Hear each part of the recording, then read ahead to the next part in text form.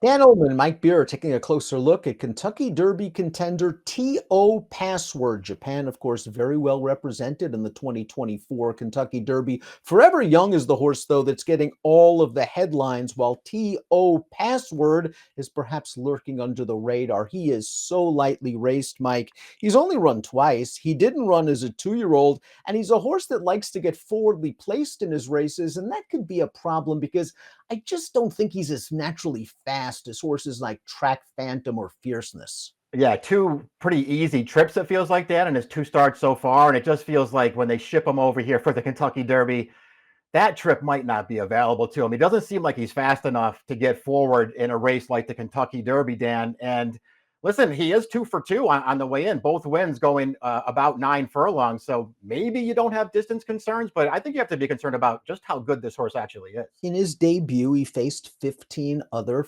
first-time starters, and he showed excellent tactical speed. He found himself in a pace-pressing position on the outside, made the lead in the stretch, and drew away pretty nicely in the lane. We both took a look at his most recent start, and he just was able to make the lead pretty easily from the get-go, but he was all out in the stretch to win. One more jump, he gets beat. Yeah, he seemed like he got away pretty soft on the pace, and he did get bumped at the start, and then he did have good speed to easily clear in there, Dan. But then they just sort of let him have the lead and didn't really challenge him. And I don't know about you, I was pretty disappointed. It did feel like he was saved by the wire in that race. His sire, Kopano Riki, was a good dirt horse in Japan, a multiple Group 1 winner there at distances between a mile and a quarter. The dam was sort of a sprinter. She won sprints on turf and dirt. While this horse has won twice at a mile and an eighth, I do still have some questions about him going a mile and a quarter against top-class horses, especially in a situation where he's never taken kickback before, and that could easily be the case here if he doesn't make the lead.